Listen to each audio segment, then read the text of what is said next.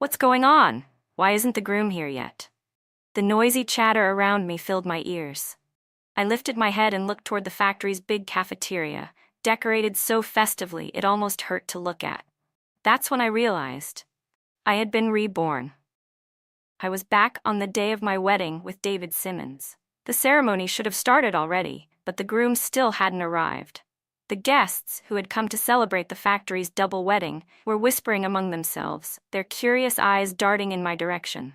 "Sweetheart, don't worry," my mom said softly, wiping the tears from my face. Maybe something just held him up. Looking at her gentle, loving face, my tears only flowed harder. In my previous life, after David abandoned me, my parents endured endless ridicule and gossip in this small town. When I died young, they spent their old age lonely and helpless, suffering until the end. "Mom," I said quietly, wiping my face with my sleeve, "you don't have to wait anymore. David Simmons ran away with Rachel White." My parents froze, their expressions full of disbelief. I forced a faint smile at them, then turned and walked toward the other side of the cafeteria. There were supposed to be 2 weddings held here today. Mine with David Simmons and Rachel White's with Ethan Foster. It was meant to be a day of double happiness for the factory. But fate decided otherwise. My fiancé ran away with someone else's bride. I saw the anger on my parents' faces and felt the weight of everyone's stares. Taking a deep breath, I walked straight up to Ethan, who had also just been abandoned by his fiancée. I reached out my hand and said calmly, "Comrade Ethan, how about we get married instead?" Ethan lifted his dull, lifeless eyes toward me, then smiled faintly. "From now on," he said quietly, "we're revolutionary partners. Comrade Lisa, I'll be counting on you." Under the stunned gazes of all the factory workers, Ethan and I walked hand in hand onto the stage. This time, I wasn't going to be the foolish girl who silently endured blame and pity. I picked up the microphone and said clearly, "Everyone, today was supposed to be the wedding day of 2 couples. But since David Simmons couldn't let go of his old love, Rachel White, the 2 of them ran away together. As a member of this factory, I can't stand to see everyone's hard work and preparation go to waste. So today, I'll be marrying another person who was left behind, Comrade Ethan Foster. Please everyone, enjoy the food and celebration."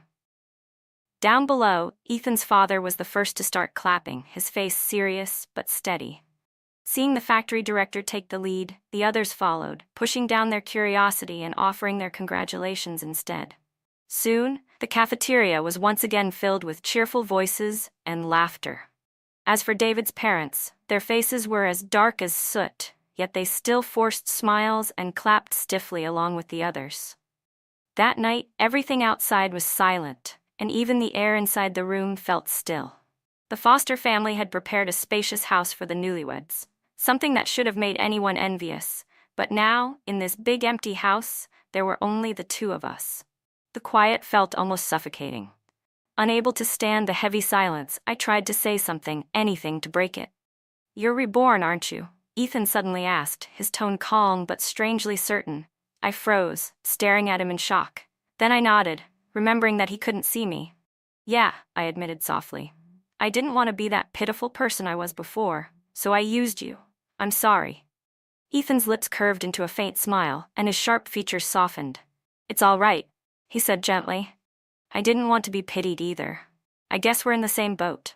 2 people, both abandoned, both refusing to live the same miserable fate again. We understood each other without needing to say more." That night, Ethan didn't sleep on the bed. Instead, he laid a blanket on the floor and made a space for himself there. Lying on my side, I watched his still figure under the dim light, perfectly straight and proper, and I couldn't help but let out a quiet sigh. No matter what happens, things can't possibly be worse than they were in my previous life. At least this time, Ethan Foster seems like a dependable man. Besides, with his father being the deputy director of the factory, I know he has someone looking out for him. Because the factory granted us 3 days of wedding leave, I spent those days either reading at home or accompanying Ethan to visit an old Chinese doctor for acupuncture. It was nice not having to face the stares or the pitying looks from people outside. The more time I spent around Ethan, the more I realized that although he couldn't see, he was remarkably composed and well-mannered. Whether in his speech or demeanor, he carried himself with quiet confidence and grace. That made me curious. What kind of life had he lived, and what had caused him to lose his sight? While I found myself thinking more and more about Ethan, the man who had abandoned me, David Simmons, barely crossed my mind anymore. 3 days went by in a flash. Early in the morning, I carried my lunchbox and went to work at the factory. Remembering how Ethan had reminded me before I left, telling me to come home early, made my steps feel lighter than usual. "Lisa Jameson, I never thought you could be such a cruel woman." A furious voice suddenly rang out from behind me in the alley. I turned around, and there he was. My former fiancé, David Simmons, the man who had left me on our wedding day. I couldn't believe he had the nerve to show his face here after just a few days. "Comrade David," I said coldly, "if I remember correctly, the one who was abandoned at the wedding was me. And now I'm the cruel one?" I stared at him, the man I had once loved for over 10 years, and anger bubbled up inside me. "Don't twist the truth," he snapped. "Rachel's return to city application had already been approved. Wasn't it your family that pulled strings to have it revoked because we left the wedding?" I laughed bitterly. "Rachel isn't like you think. She doesn't need me to live her life for her." "She's not like you," he shouted. "You're strong, you can survive anywhere, but Rachel is a delicate girl. She suffered so much in the countryside, and just when she finally found a way to return to the city, how could you be so heartless?" Hearing him defend Rachel White so fiercely, I couldn't help but let out a cold laugh. "David Simmons, have you forgotten why Rachel was sent to the countryside in the first place?" My words struck him like a slap. His face turned red, then pale, and after a long moment he stammered, "Rachel's just a weak woman. It wasn't really her fault. She didn't want things to turn out that way. And besides, she already apologized to me." I couldn't hold back anymore. I rolled my eyes so hard it almost hurt. In my past life, how on earth had I managed to love a man like this for over 10 years? And worse, I'd even died depressed because of their so-called great love. David, Rachel, and I had all grown up together in the mechanical factory's housing compound. Unlike me, loud, straightforward, and careless, Rachel White had always been everyone's little princess. The Simmons and White families had been close friends for generations, and people had always said that one day, David and Rachel were destined to be together. Because of that, I buried my feelings for David deep in my heart. Everything changed about 5 years ago. One day, a group of officials suddenly stormed into the Simmons house and took the whole family away. Not long after, news spread that the Simmons family had committed a serious offense and would likely face severe punishment. The very next day, while all the neighbors were trying to pull strings and find ways to help them, the White family issued a public statement declaring that they had absolutely no connection to the Simmons family, and even that wasn't enough. They still didn't feel safe. That same night, they secretly contacted the youth placement office and arranged for Rachel to be sent down to the countryside, just to make sure the two families would have no further ties. Seeing the person I'd loved since childhood suffering like that, I couldn't bear it. I begged my father to help the Simmons family. Out of pity for his daughter, my father pulled every favor he could, using all his connections to investigate and help them. Fortunately, it turned out the accusations against the Simmons family were unfounded. Before long, they were released unharmed, without losing their positions. In fact, over the years, they even climbed higher. Mr. Simmons eventually became the deputy director of the factory. I still remember that day. David held my hand, his face full of tenderness, and said, "Lisa, I promise I'll never let you down in this life. If I ever break that promise, may I die a miserable death." Die a miserable death, huh? I thought bitterly. Maybe some vows really do deserve to come true. "Lisa Jameson, you'd better tell your father to approve Rachel's return to city permit, or I swear I won't let you off." David's furious voice snapped me back to reality. I curled my lips into a faint smile, turned around, and walked away. When a dog barks at me, I can't exactly bark back. But maybe it's time that disobedient dog learned who its master really is. "Lisa, are you okay?" As soon as I stepped into the office, my best friend Linda Lee came over, looking worried. I noticed several coworkers sneaking glances at me, their eyes full of curiosity. I smiled brightly and said loud enough for everyone to hear. I'm doing great. Ethan Foster is 10,000 times better than I ever imagined. I'm very happy right now. Maybe because I sounded so confident, the atmosphere in the office immediately relaxed. Sister Wong, our outspoken senior colleague, marched right up to me and started cursing under her breath. I knew it. That pale little Rachel White was never a good person. When trouble came, she ran for her life. Fine. But then she had the nerve to come back and steal someone else's man. I heard her parents are furious. She threw away a good match with the deputy director's son, and now she's ruined her family's reputation on top of it. Another coworker chimed in. That's right. I heard the Simmons family just brought them back yesterday. They were too ashamed to hold another wedding, so they're just planning to register the marriage quietly. Before long, everyone was gossiping heatedly, completely forgetting about me. Watching my coworkers chatting so animatedly, I let out a quiet sigh and turned back to my work. Now that Ethan couldn't see, it was up to me to work hard and earn money for our family. This time, I didn't want my parents to worry about their disappointing daughter anymore. I wanted to live my life well. Over the next few days, David didn't show up again. According to Sister Wong from the factory's information department, he'd been beaten so badly by his father, the deputy director, that one of his legs was broken. If it hadn't been for his mother stepping in, he probably would have been crippled for life. As for Rachel White, she hadn't shown her face since. But honestly, I didn't waste a single thought on either of them. My mind was completely occupied with what the old doctor had told us a few days ago, that Ethan's eyes were responding well to treatment. I couldn't stop thinking about it. On my way home that evening, I was humming a little tune to myself, planning to prepare a warm compress for his eyes later. I even found myself imagining what it would be like if he regained his sight, what kind of expression he'd have when he looked at me with those deep, sharp eyes of his. Still smiling, I stepped out of the factory gate and froze. Standing there, pale-faced and breathless, was David Simmons.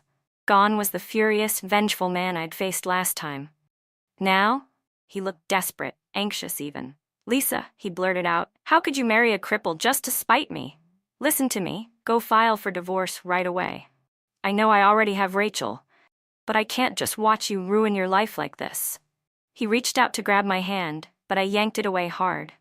By now, a crowd of coworkers had gathered around us, eager for a show. "David Simmons," I said coldly, "are you out of your mind? Not long ago, you ran away with Rachel White. Then you screamed at me over her return permit without even asking what really happened. And now what is this? Another performance?" I frowned at him, completely unable to figure out what went on inside his head. "Lisa," he said, his voice trembling, "Rachel was crying and saying she couldn't marry someone ugly and disabled like Ethan. I couldn't stop her, but honestly, she wasn't wrong. Ethan Foster, a man who no one even knows what he's been through, he's blind. Sure, he's the deputy director's son, but who knows what kind of shady things he did to end up that way. You should listen to me and divorce him before it's too late."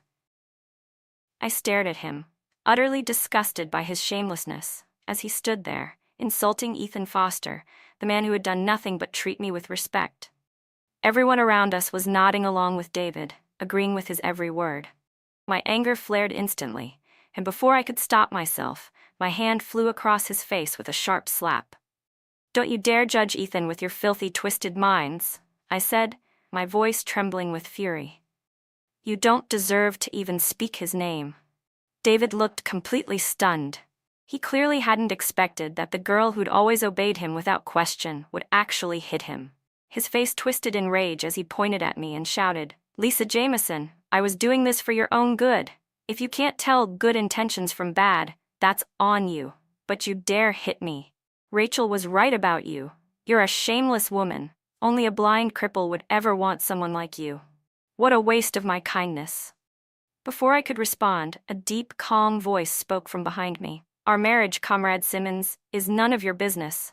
If you've got spare time, you'd be better off going home to your wife and your child." I turned around, and my breath caught. A tall man was walking toward me through the crowd, his steps steady, his expression clear and composed. My eyes widened in shock. Forgetting everything else, I rushed forward and grabbed Ethan Foster's arm. Why did you come by yourself? Did you bump into anything? Are you hurt? I asked anxiously. He turned his head toward me, and a gentle smile spread across his face. It wasn't until that moment that I noticed something. His eyes. There was light in them. I could see my reflection shimmering in his gaze. I stared at him, hardly daring to believe it. Ethan, you can see? You really can see? Before Ethan could answer, a harsh, mocking voice cut through the murmurs around us. That's impossible. There's no way this man is Ethan Foster. Lisa Jameson, I know you care about your reputation, but you can't just grab some random guy off the street to save face. The crowd fell silent for a moment. Then people started whispering again. Most of them had attended our wedding banquet, but few had actually seen Ethan clearly. After all, he and his family had only recently returned to town, and he'd barely appeared in public since.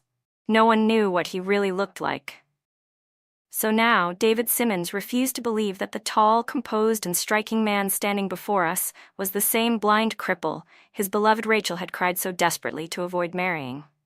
If you're mad at me, Lisa, David said hoarsely, you can yell at me, hit me, whatever you want, but don't ruin yourself just to get back at me. I actually laughed out loud, not from amusement but sheer disbelief. Oh, anything I do to you is fine? I said coolly. Then I won't hold back. With that, I raised my hand again. Once, twice, 3 times. Slap, slap, slap. Sound echoed through the crowd. David's face swelled before everyone's eyes. My hand tingled and went numb, but I lifted it anyway, showing the crowd. You all saw it, right? He told me to hit him. The onlookers burst into shocked murmurs. David, dazed and humiliated, suddenly lunged forward as if to strike me. Try touching my wife. Ethan's voice cut through the air, low and cold. Before David could get close, Ethan stepped in front of me, catching his arm in one swift motion. Though David was tall, he looked frail compared to Ethan's broad, steady frame. One was all bones and bluster, the other all quiet strength. Ethan gave his arm a sharp twist and flung it aside. David stumbled back several steps, barely catching himself by grabbing one of the spectators. His face turned so red with rage and embarrassment that I thought he might faint right then and there.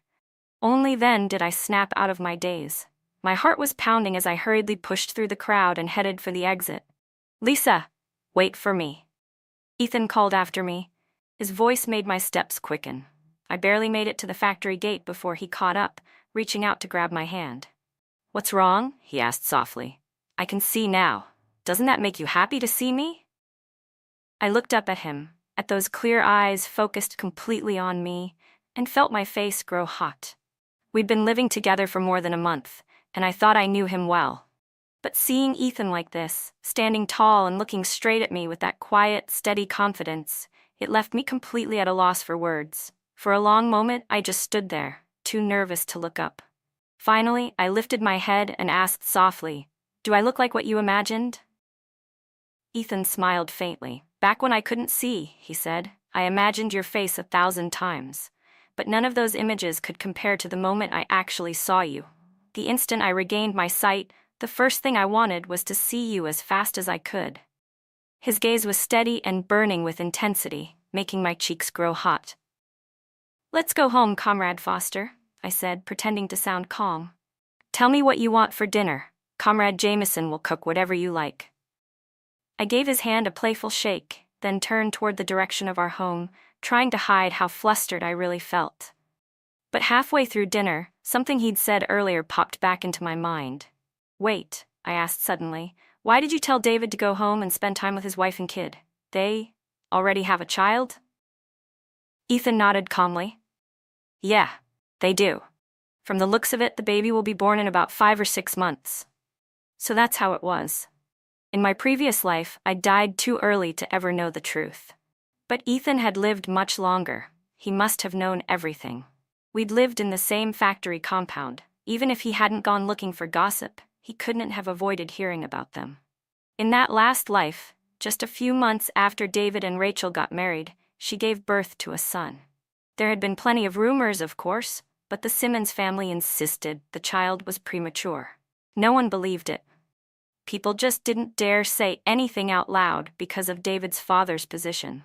But behind closed doors, they talked endlessly. Realizing that David and Rachel had already been together long before our wedding made my stomach twist in disgust. While he'd been whispering sweet words to me, planning our marriage and swearing I was the only one he'd ever love, he'd already been rolling around with her. How could someone be that shamelessly fake? And I'd loved him for over 10 years. The thought made me sick. I wasn't blind before. I was a fool. Stop thinking about it, Ethan said gently, giving my hand a firm squeeze. Regret is for people who've done something wrong. You haven't. Don't punish yourself for someone else's mistakes. I looked up at him, his calm expression illuminated by the warm light, and couldn't help but think, meeting him in this life was the luckiest thing that had ever happened to me. Ethan, I murmured, you're such a thoughtful man. Why did you stay alone in your past life? Why didn't you ever get married? He smiled faintly. Because I never met anyone who made my heart move, he said simply. Without that, marriage didn't mean anything. Then why did you decide to marry in this life? I asked shyly. He chuckled softly, clearly seeing through my question. Instead of answering, he suddenly swept me off my feet and into his arms. My wife, he said, his voice teasing and low. Maybe I just haven't made my love clear enough. In that case, I'll just have to show you how much I mean it. He looked down at me with that half smile, his Adam's apple shifting as he spoke. I found myself staring, my fingers twitching with the urge to touch it. You really are. His voice came out husky and deep, and before I realized what I was doing, my hand was already resting on his throat. My face went crimson in an instant, heat flooding up my neck. Everything blurred together. His warm breath, my pounding heartbeat, the rain starting to pour outside the window. Under Ethan's intense gaze, I slowly closed my eyes. The rain drummed harder and harder through the night, tapping endlessly against the window until dawn began to break and the sound finally softened. The next morning, I woke with my waist sore and aching. Ethan was already up, and when he handed me a bowl of brown sugar eggs, all my irritation melted away. I could only roll my eyes helplessly at him before smiling. After breakfast, I grabbed my things to head to work as usual. But when I stepped outside, I was surprised to find Ethan waiting for me in the courtyard, sitting on a black 28-bar bicycle. I thought he was just going to see me off, so I hopped on the back seat and wrapped my arms gently around his waist. The morning breeze brushed against my face as the bicycle wobbled slightly down the road, carrying us together toward the mechanical factory. It wasn't until Ethan locked the bicycle and walked into the factory with me that I realized something was off. All right, I said suspiciously, narrowing my eyes. Be honest, what's going on? He smiled, his tone casual.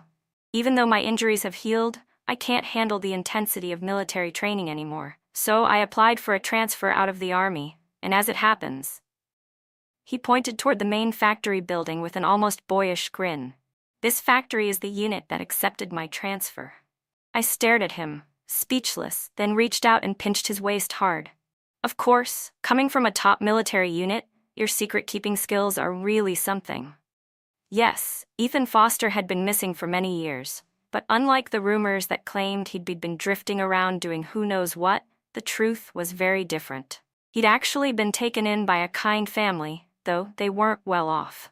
After his adoptive parents passed away, he voluntarily enlisted in the army, and through his own skill and determination, rose to become the youngest regimental commander in history before retiring from service.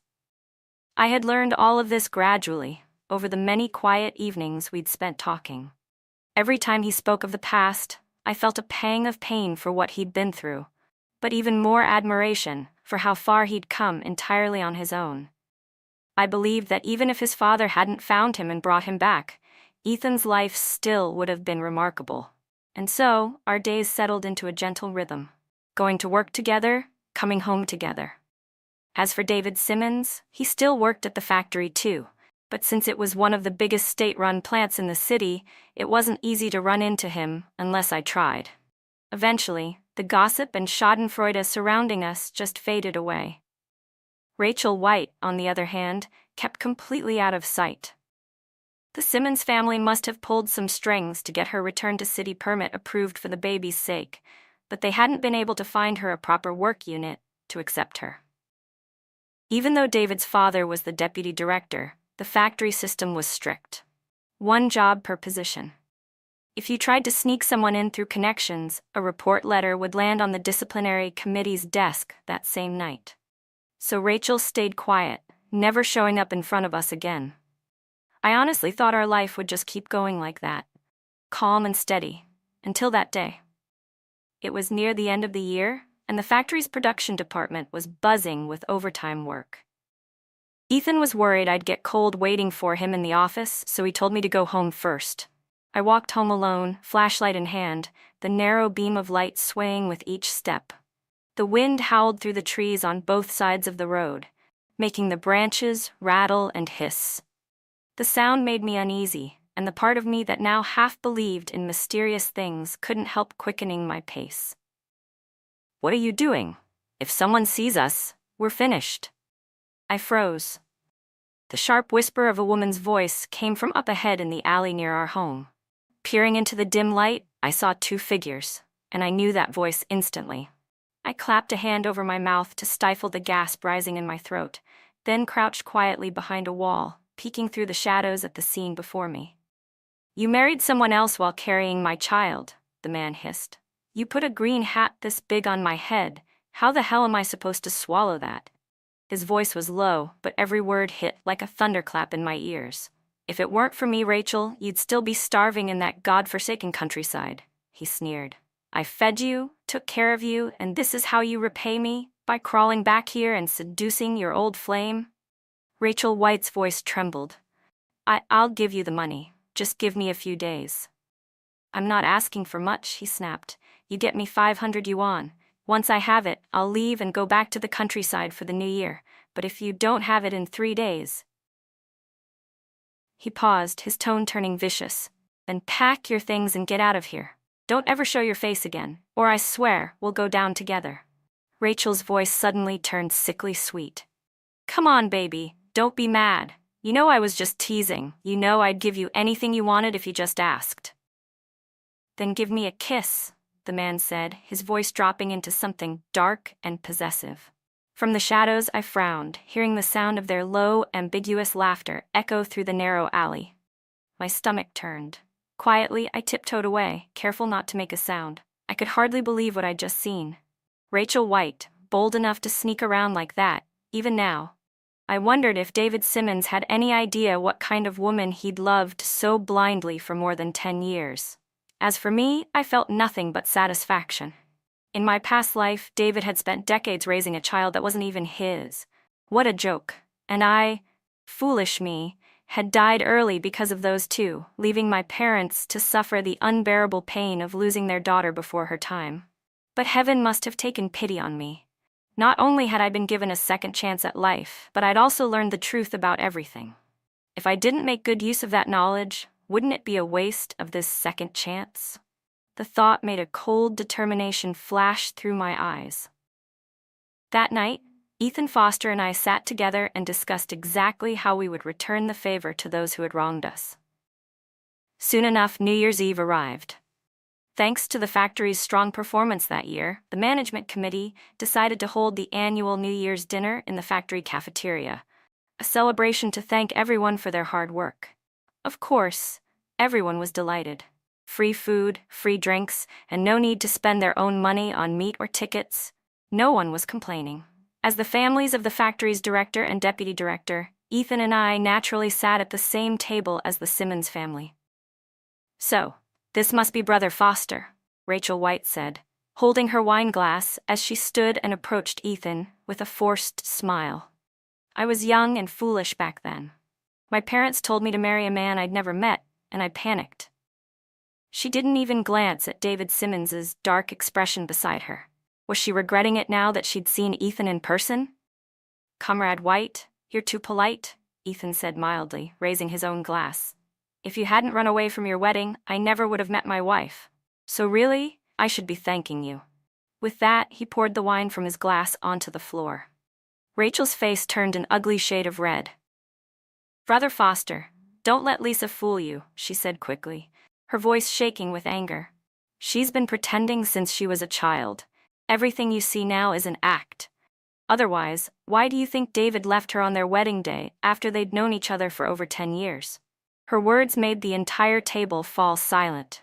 Even their parents, seated beside them, stiffened in embarrassment. Mentioning the runaway wedding in front of everyone was like slapping herself across the face. "Are you out of your mind?" David hissed, grabbing her arm. Ignoring her pregnant belly, he yanked her back down into her seat, his expression as black as coal. "Do you want to know why you two ran away?" Ethan asked calmly, setting his chopsticks down. His tone was cold, but every word was sharp as a knife. "Because neither of you has a shred of shame or sense. You were perfect for each other, rotten to the core. But honestly, it's a good thing you're both idiots. If you weren't, David wouldn't have been so easy for you to manipulate. And you, Rachel, you wouldn't have dared to run away while carrying another man's child."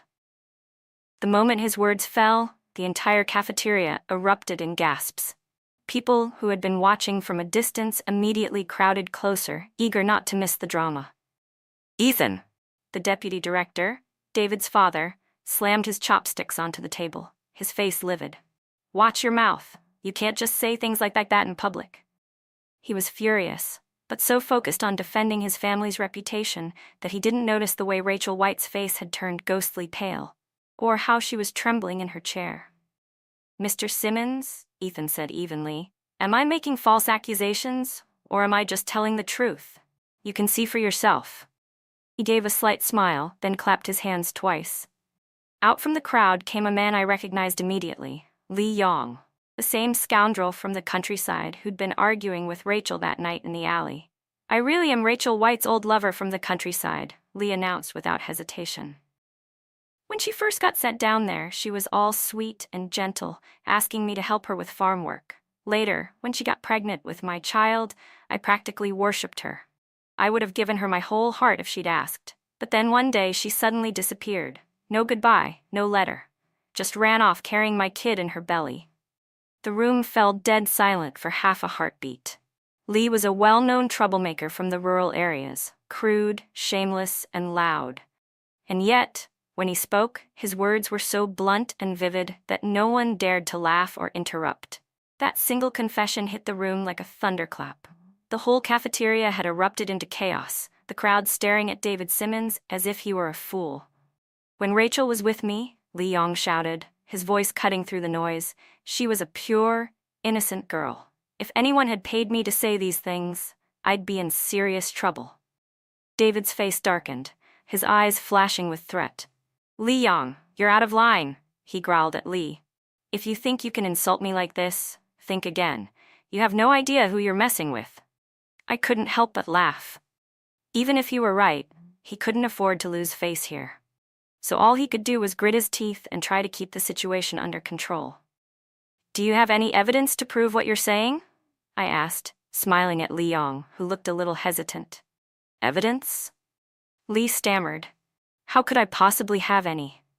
Hearing him mention evidence, Rachel, who had been shrinking into the background, suddenly shouted, her face red and angry. "What about the security department? Someone send this scoundrel to the police station. He's dragged my family into this mess." Within seconds, several members of the security department had rushed over and started dragging Lee Yong toward the exit. "Wait. I have proof. I have proof," Lee yelled desperately. "This woman," he said, his voice rising, "has 3 moles in a row on her backside." The cafeteria went completely silent. The noise died as though someone had flipped a switch. David's forehead creased, and he could no longer pretend to remain calm. He swung his hand and slapped Rachel across the face hard. "You shameless woman, you dare lie to me? No wonder you sneaked back into the city that night and poured me wine, pretending to want me. All along, you just wanted me to be your fool." Every word was accompanied by another violent slap. Within moments, Rachel's face had swollen grotesquely. She no longer looked like the delicate, fragile girl she had always appeared to be. Now, everyone could see clearly. The child Rachel was carrying was not David's. David had been abandoned by his fiancée and had no idea she was pregnant with someone else's child. Perhaps Rachel had originally only wanted to seduce him to secure a way back to the city. But she hadn't expected to actually become pregnant. Meanwhile, Rachel's parents, who had been thinking of marrying her into a wealthy family, assumed their daughter would find stability in city life. Their son had just returned, disabled though he was, and at least he wouldn't have to toil endlessly in the countryside. Both sides had used their own methods to try to control the situation. But in the end, everything fell into the hands of a single rogue from the countryside. Rachel, having grown up in comfort and indulgence, was utterly unprepared for the harsh realities of rural life. She had always gotten her way by simply being spoiled, but she had underestimated her surroundings. The person who had confronted her wasn't some boy from the same compound who knew all her habits, but a scrappy, determined rogue who expected his due in full. And so proud Rachel White had unknowingly entangled herself with Lee Yong. Only when she could no longer tolerate him did she send a telegram to David. After overcoming countless obstacles, the two finally reunited. Faced with her tearful confessions, hearing her professed love over and over, David Simmons, who had once been full of resentment, could no longer control himself. Afterward, he held his beloved Rachel in his arms and promised that he would find a way to bring her back to the city. And I must have been waiting, full of expectation, ready to marry the man I had loved for more than 10 years. Rachel's crying continued. Fearing things might escalate, her mother finally intervened and pulled David away. I forced him back home without mercy. As for Rachel White, she lay on the ground, completely defeated. Someone helped her to her feet and took her away. Once the crowd had dispersed, Ethan and I exchanged a knowing smile. I walked over to Lee Yong and said, "You've worked hard today. Go home early." Lee Yong opened his mouth as if to protest, but then he looked at Ethan's sharp, calculating gaze. Swallowing nervously, he quietly stepped back a few paces and then turned and ran off. With only the two of us left in the cafeteria, I felt an unprecedented sense of relief and satisfaction. All those rumors that had once tormented me, the lies that had almost ruined my life, now it was their turn. That night, I slept without a single dream. The next morning, visitors came one after another to pay New Year's greetings. Each person had to talk a little about what had happened the previous night, and they couldn't resist commenting on how lucky Ethan and I were to be together. Amid the greetings and good wishes, an unexpected visitor arrived. David Simmons walked in, looking haggard and exhausted. The aunts who had been casually snacking and chatting straightened up immediately, their eyes glinting with curiosity and something else I couldn't quite read. As soon as he stepped in, David rushed toward me, trying to grab my hand. But before he could touch me, Ethan shoved him hard, sending him crashing to the floor. David looked up at Ethan, eyes bloodshot and wild. "It's my fault," he shouted, his voice cracking. "I was blind. I missed the one person in this life who truly loves me. Please, give me another chance. I'll treat you well from now on. I only made a mistake that any man in the world would make. Just forgive me this once. I'll do anything you say afterward." I stared at him, silent. He was so desperate, so unreasonably confident that he actually believed he had a right to my forgiveness. I couldn't comprehend what I had ever seen in him. "David," I said flatly, "are you in the wrong place?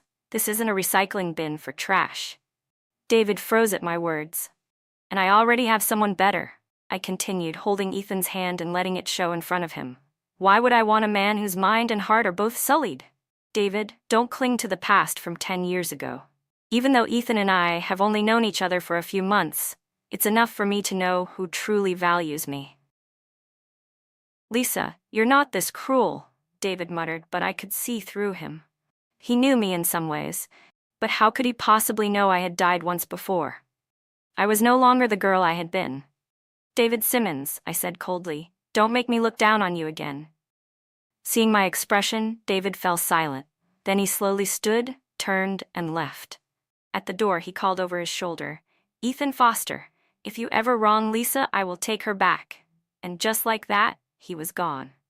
I couldn't help rolling my eyes. What is this? Late-blooming passion? I later heard that, as soon as the Civil Affairs Office opened, David had dragged the whimpering Rachel there to finalize the divorce. As for Rachel, who had no proper claim to return to the city in the first place, she was reassigned, but because she had come back without permission, she was sent to a harsh, remote region. The Simmons family, meanwhile, was reported for abusing their power to help her return. Now, the only one left maintaining a position in the factory was David himself, which meant he would occasionally appear near me, seeing me with Ethan, looking at us as if my love were endless. Eventually, the people at the factory would jokingly tease, saying, "Lisa's really showing off now. David Simmons still hasn't moved on." But what did that have to do with me? My deputy comrade Ethan was at home, waiting and cooking for me,